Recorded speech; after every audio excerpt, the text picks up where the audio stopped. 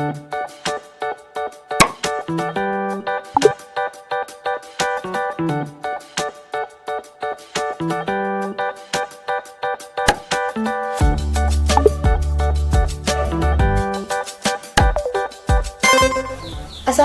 warahmatullahi wabarakatuh.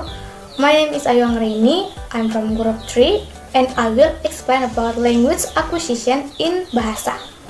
Kapasitas untuk belajar bahasa tertanam kuat dalam diri kita sebagai spesies manusia, seperti halnya kemampuan untuk berjalan, menggenggam objek, dan mengenali wajah. Menurut Slobin, dalam bukunya yang berjudul The Human Language Series, mengatakan bahwa ia tidak menemukan perbedaan yang serius pada anak-anak yang tumbuh di daerah kumuh, perkotaan yang padat, di pegunung yang terpencil, ataupun di wilayah pinggiran kota yang istimewa. Sedangkan menurut Dario Wijojo, mengatakan bahwa proses anak mulai mengenal komunikasi verbal dengan lingkungannya disebut pemorehan bahasa anak. Istilah yang digunakan untuk pemorehan istilah padanan Inggris dari istilah akuisisi, yaitu proses pemorehan bahasa oleh anak secara alami ketika ia mempelajari bahasa ibunya atau sering disebut dengan native language. Setiap aspek pemorehan bahasa dalam suatu bahasa sangatlah kompleks. Terkadang anak-anak yang masih sangat kecil sudah mengetahui sistem tata bahasa yang dianggap. Selama pemorehan bahasa pertama, Chomsky menyebutkan bahwa ada dua proses yang terjadi ketika seorang anak memperoleh bahasa pertamanya, proses kompetensi dan proses kinerja. Kedua proses tersebut adalah dua proses yang berbeda.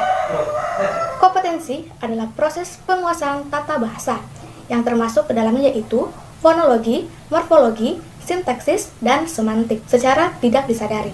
Kompetensi diambil oleh setiap anak sejak lahir. Meski bawaan lahir, pengembangan kompetensi menuntut anak memiliki penampilan dalam bahasa. 2. Performa adalah kemampuan untuk menggunakan bahasa untuk berkomunikasi. Pertunjukan terdiri dari dua proses, yaitu proses pemahaman dan proses penerbitan atau pemunculan kalimat. Proses pemahaman melibatkan kemampuan mengamati atau mempersepsikan kalimat yang didengar. Sedangkan proses penerbitan melibatkan kemampuan untuk menghasilkan kalimat itu sendiri. Menurut Cesar 2003. Saya Hadirawati sebagai pemateri kedua, saya akan melanjutkan materi tentang mekanisme akuisisi. Di sini saya akan membawakan salah satu poin dari mekanisme akuisisi tersebut, yaitu do children learn through imitation? Apakah anak-anak belajar melalui imitasi? Secara umum, pengertian imitasi adalah tindakan atau perilaku sosial yang dilakukan oleh seseorang dalam meniru orang lain, baik itu dari segi fisik, penampilan, tingkah laku, dan hal-hal yang dimiliki oleh orang lain tersebut. Imitasi di pembahasan ini adalah peniruan yang dilakukan oleh anak-anak dalam belajar bahasa, sehingga muncul pertanyaan, bagaimana sih sebenarnya anak-anak memperoleh bahasa? Saya pikir tampaknya pertanyaan ini tidak sulit untuk dijawab, karena memang ternyata dalam otak anak terdapat karakteristik bawaan, yaitu struktur itu ke arah pembelajaran bahasa. Untuk meningkatkan fitur bawaan tersebut ke arah pemikiran dewasa, anak-anak harus terpapar bahasa manusia, yaitu dirangsang dengan tepat untuk menanggapi. Imitasi terbatas ya, tentu saja. Tapi kata dan kalimat pertama yang dihasilkan oleh anak bukan hanya dari ucapan orang dewasa yang ada di sekitar mereka. Mereka bisa menghasilkan kata selain dari ucapan orang-orang dewasa yang ada di sekitar mereka. Misalkan hold, memegang, atau teeth, gigi. Mungkin sebelumnya orang dewasa sekitar mereka tidak pernah memperdengarkan bahwa oh ini gigi, oh ini memegang, tapi bisa dari sumber lainnya, entah itu bunyi, handphone, atau apapun. Anak-anak usia 1-2 tahun itu kemampuan bahasanya mulai berkembang pesat. Di sini anak-anak perlu mainan yang bisa membantu kemampuan bahasa mereka. Pada usia ini, anak-anak mulai meniru suara dan bunyi-bunyian yang ada di sekitaran mereka. Untuk meningkatkan kemampuan bahasa mereka, orang tua perlunya memberikan interaksi lebih atau ngobrol lah istilahnya. Dan untuk menstimulasi kemampuan mereka, baiknya orang tua memberikan anak-anak mainan yang bisa bicara. Itu kah? Dulu ada laptop kecil ya, misalnya gitu atau ada handphone yang dipencet tuh bisa bicara, yang mainan anak-anak. Perlu juga kita tahu Anak-anak tidak bisa sepenuhnya meniru ucapan dari orang-orang dewasa yang ada di sekitar mereka dalam memperoleh tata bahasa. Contohnya seperti di sini contoh, kita sebagai orang dewasa mengatakan, kamu mau pergi kemana? Anak-anak biasanya merespon dan meniru, mau pergi mana? Dalam artian apa yang kita ucapkan itu tidak persis, tidak bisa mereka tiru persis karena ada sedikitnya huruf atau kata yang mereka tidak ambil atau hilangkan. Kalau dalam bahasa Inggris, where are you going? Where are you going? Kalau untuk orang dewasa ucapkan, kalau anak-anak biasanya where you going? Langsung kayak gitu, hilang to-be-nya.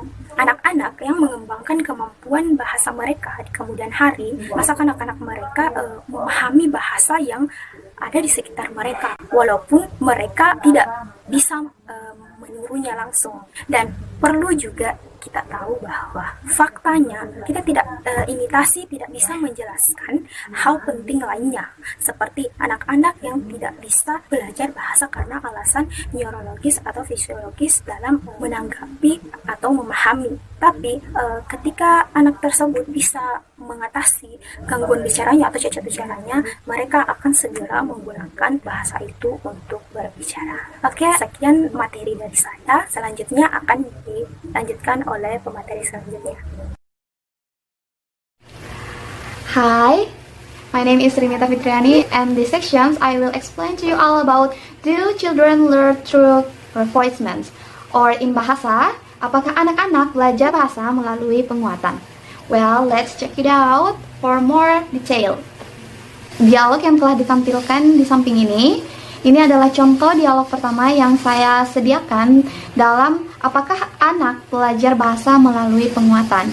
Nah, bisa dilihat si anak ini mengatakan nobody don't likes me, and then mothers-nya ini ngomong untuk memperbaiki grammar dari si anak itu, bilang no, say nobody likes me. And then si child-nya ini ngomong lagi, dia bilang karena mengikuti perkataan dari ibunya tadi yang mengoreksi, nobody don't like me. Percakapan ini terus berulang-ulang hingga 8 kali, yang dimana tetap si anak ini tidak memahami bahwa dia itu salah grammar gitu. At the last, si mamanya anak ini ngomong gini, now listen carefully, say nobody likes me. But si anaknya ini kembali mengatakan, oh, nobody don't like me.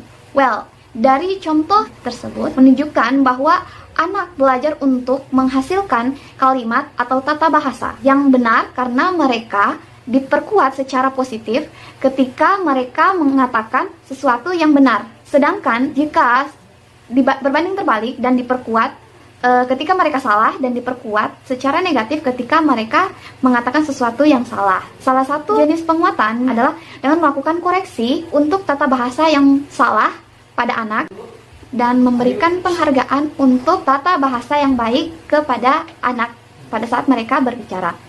Nah, di sini saya akan membacakan menurut pendapat salah satu ahli yang mempelajari tentang bahasa interaksi orang tua dan anak. Menurut Roger Brown dan rekan-rekannya di Universitas Harvard, mereka mempelajari interaksi antara orang tua dan anak. Nah, si Roger Brown ini dan rekan-rekannya itu bilang bahwa penguatan seperti pengoreksian jarang terjadi antara orang tua dan anak. Dan ketika pun terjadi pengoreksian ini, biasanya dikoreksi orang tua itu adalah pronunciation dari si anak tersebut.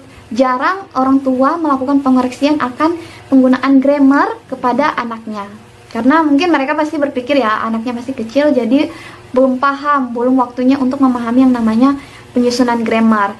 Tetapi di sini dibahas pentingnya pengoreksian grammar pada anak sedini mungkin. Nah, faktanya upaya untuk mengoreksi bahasa anak pasti biasanya tuh akan gagal. Nah, jika dilakukan seperti contoh dialog satu tadi, anak-anak tidak tahu apa yang mereka lakukan salah atau tidak. Jadi anak-anak ini memang pada umur sedini itu biasanya mereka tidak tahu yang mana grammar yang mana sih yang salah begitu. Anak-anak lebih pahamnya ketika salah pronunciation dibandingkan salah penyusunan kalimat. Bahkan ketika orang tua melakukan koreksi juga, biasanya hal seperti itu jarang dilakukan. Nah, contoh dialog kedua bisa dilihat. Contoh yang dialog 2 itu bisa saya bacakan. Nah, si anak ngomong kayak gini, one spoon daddy, gitu. Dia ngomong kayak gitu. Dia pengen 1 sendok, tapi grammarnya itu salah. Nah, si ayahnya ini ngomong lagi, balas perkataan si anak. You mean You want the other spoon. The other spoon. Jadi ayahnya ini ngomong, grammar yang benar itu kayak gini. Ngomongnya itu the other spoon, bukan one spoon yang seperti yang dikatakan oleh anaknya sebelumnya. Terus si anak ini tetap nggak paham gitu. Ayahnya ini ngoreksi apa gitu. Apakah pronunciation saya yang salah seperti itu di pikiran mereka. Tapi mereka nggak sampai mikir bahwa yang dikoreksi itu grammarnya mereka gitu. Jadi si anak ini kembali ngebalas perkataan bapaknya tadi itu. Dia bilang, yes, I want other spoon. Other spoon, please daddy. Nah, si ini anaknya ini nggak pakai artikel di depan the other gitu. Jadi dia cuma bilang I want other spoon. And then bapaknya lagi nih ngomong lagi, can you say the other spoon gitu. Dia kembali ngoreksi grammarnya. Kemudian anaknya ini kayak terbata gitu ngomongnya, other one spoon. Dia kembali ngomong sama seperti kesalahan dia waktu ngomong di percakapan yang pertama tadi, yang dia ngomong one other one spoon. Ayahnya ini berusaha ngebantu koreksinya tadi buat si anaknya ini. Dia ngomong say other, and then anaknya ikut, dia ngomong juga other, and then bapaknya ngomong lagi spoon, anaknya ngikut bilang spoon, and then fathernya ngomong, ayahnya ngomong lagi other spoon, kemudian anaknya lagi ngebalas other spoon. Anaknya ini ngomong lagi, now give me other one spoon. Tetap salah kan? Anaknya pada ujung-ujungnya tetap ngomong salah grammarnya gitu. Dari percakapan seperti dialog 2 ini tadi yang saya jelaskan, antara orang tua dan anak itu tidak sering terjadi percakapan yang seperti ini gitu. Seorang tua ngoreksi grammar anaknya. Biasanya hal dialog 2 dan dialog 1 tadi ini itu biasanya terjadi antara seorang ahli bahasa yang mempelajari bahasa anak. Jarang orang tua yang mengoreksi grammar anaknya. Mereka lebih sering ngoreksi lebih ke pronunciation-nya. Terkadang ayah dan ibu itu sering kurang mengoreksi grammar anaknya. Why? Karena ketika orang tua ini mendengar anaknya berbicara, mereka menganggap bahwa itu seperti anugerah bagi mereka, sesuatu hal yang sangat langka, berharga bagi mereka gitu. Jadi itulah kenapa terkadang orang tua jarang mengoreksi grammar dari anaknya, karena bahkan ketika anaknya salah grammar pun mereka tetap berusaha untuk memahami perkataan anaknya, bukan malah membantu penguatan dari reinforcement ini. Dengan cara penguatan ini membantu anaknya dengan pengoreksian grammar tersebut tadi, karena mereka sangat menghargai ketika anaknya ngomong gitu. Padahal sebenarnya lebih bagusnya orang tua lebih berusaha perlahan-lahan menjelaskan kepada anaknya tentang pentingnya tata bahasa, agar kedepannya anaknya ketika berbicara lebih teratur dan tidak salah dalam penyusunan kalimat lagi. Seperti itu. Okay, next. Okay, let me introduce myself. My name is Muhammad Ferianto, and next I will continue the material about do children learn language through analogy? Apakah anak belajar bahasa melalui analogi? Menurut Sharkawi Dopir, analogi adalah proses berpikir untuk menyimpulkan sesuatu berdasarkan kesamaannya dengan sesuatu yang lain. Jadi analogi itu adalah pengertian yang menunjuk sesuatu yang sama, tetapi kesamaan itu ada dalam sesuatu yang berbeda pula. Jadi, apakah anak belajar bahasa melalui analogi?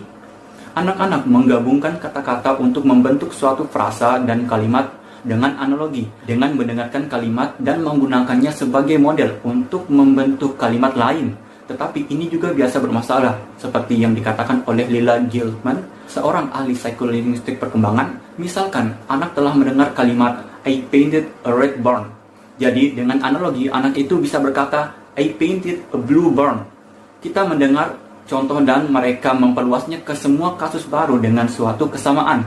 Selain kalimat I painted a red barn, kita juga mungkin mendengar kalimat I painted a barn red. Ini seperti mereka mengambil dua kata terakhir dan mengganti urutan strukturnya. Jadi sekarang mereka ingin memperluasnya ke kasus misalnya seeing atau melihat, karena mereka ingin melihat gudang alih-alih mengecatnya. Jadi Anda pernah mendengar I saw a red barn. Sekarang kita coba kalimat baru, I saw a barn red. Ini adalah sebuah analogi, tetapi analoginya itu tidak berhasil. Ini bukan sebuah kalimat bahasa Inggris. Dalam model koneksionis, tidak ada aturan tata bahasa yang disimpan dimanapun. Pengetahuan linguistik seperti pengetahuan tentang bentuk lampau atau sekumpulan koneksi mirip neuron antara bentuk fonologis yang berbeda. Misalnya antara play and played, dance and dance, drink and drunk. Next. Assalamualaikum warahmatullahi wabarakatuh. Perkenalkan, nama saya Muhammad Afin Jazadi, saya dari kelompok 3, dan pada kesempatan kali ini saya akan melanjutkan pembahasan sebagaimana yang telah dijelaskan oleh Saudara Ayub Erianto, yakni tentang apakah anak belajar bahasa melalui analogi. Dan di video kali ini saya akan memberikan beberapa contoh penggunaan analogi. Untuk mengefisienkan waktu, langsung saja kita mulai ke pokok pembahasannya. Baik, sebagai contoh pertama, di sini akan digunakan kalimat I painted a red barn. Dengan teknik analogi yang benar, harusnya seorang anak mengubahnya menjadi I painted a blue barn atau sejenisnya. Nah, di mana dalam contoh ini dikatakan sebuah analogi yang benar karena hasil dari kalimat yang diubah sesuai dengan makna analogi, yang dimana kalimat yang diucapkannya sesuai dengan syarat struktural dalam grammar dan tidak mengubah makna. Di mana dalam kasus ini, I painted a blue barn hanya diubah kata red menjadi blue, yang dimana kata red dan blue memiliki makna dan arti yang sama, yakni sebagai warna. Untuk contoh kedua, contoh analogi yang kurang benar, di sini akan digunakan kalimat I saw a red barn. Berbeda dengan contoh pertama, di contoh ini si anak mendengar kalimat yang menjelaskan bahwa si anak melihat suatu objek berdasarkan perspektif atau sudut pandangnya, yakni I saw a red barn, yang artinya saya melihat gudang berwarna merah. Dan si anak mencoba membuat kalimat baru dengan menggunakan analogi, sehingga kalimatnya menjadi I saw a barn red. Kalimat yang dihasilkan ini merupakan sebuah analogi, akan tetapi kurang tepat, karena tidak memenuhi syarat gramatikal dalam bahasa Inggris, walaupun memiliki makna yang serupa dan artinya tetap sama. Mungkin kira-kira seperti itu penjelasan yang dapat saya sampaikan. Lebih dan kurangnya mohon dimaafkan. Wabillahi taufiq wal hidayah. Assalamualaikum warahmatullahi wabarakatuh. Well, saya akan melanjutkan materi selanjutnya, yaitu Do children learn language through structure input? Atau apakah anak mempelajari bahasa melalui input yang terstruktur? Nah, maksud dari input terstruktur di sini adalah kebiasaan yang dilakukan secara terus-menerus dan berulang-ulang dan bertahap. Biasanya, anak itu memperoleh bahasa menggunakan cara yang sama, terlepas dari keadaan dan kondisi yang berbeda-beda. Seorang anak memperoleh atau mempelajari suatu bahasa itu melalui orang dewasa yang berbicara kepada mereka dengan bahasa yang disederhanakan atau yang biasa kita sebut dengan mother race, yaitu bahasa ibu. Atau dalam bahasa Inggris itu dikenal dengan child directed speech atau baby talk. Contoh dari baby talk ini adalah is baby hungry or baby want to eat. Nah, di sini orang dewasa berbicara kepada seorang anak itu menggunakan bahasa yang mereka pikir mudah dipahami oleh seorang anak. Karakteristik dari mother race ini, yang pertama itu menggunakan kalimat-kalimat pendek, kemudian intonasi yang keras dan dilebih-lebihkan, menggunakan kosakata yang mudah dipahami anak, dan selalu melakukan pengulangan, terus mengulang-ulang kalimat-kalimat mereka. Nah, konsepnya di sini adalah seorang anak yang mencoba memahami apa yang dikatakan oleh orang dewasa kepada mereka, dan sebaliknya orang dewasa mencoba untuk menyesuaikan bahasa mereka dengan kemampuan menyerap bahasa yang dimiliki oleh seorang anak. Kebiasaan baby talk inilah yang terus dilakukan secara terus-menerus, berulang-ulang dan bertahap-tahap, sampai pada akhirnya seorang anak itu dapat memahami dengan mudah apa yang dikatakan oleh orang dewasa. Di sini semakin bertambahnya usia anak, maka semakin bertambah pula kemampuan untuk memperoleh bahasa yang mereka miliki. Nah, semakin dewasa inilah juga bahasa yang digunakan oleh orang dewasa semakin bertahap-tahap pula, sampai pada akhirnya mereka sudah tidak perlu lagi menggunakan baby talk ini untuk berbicara kepada seorang anak, karena mereka sudah bisa memahami apa yang orang dewasa katakan. Sekian materi dari saya tentang Do children learn language through structure input? Thank you.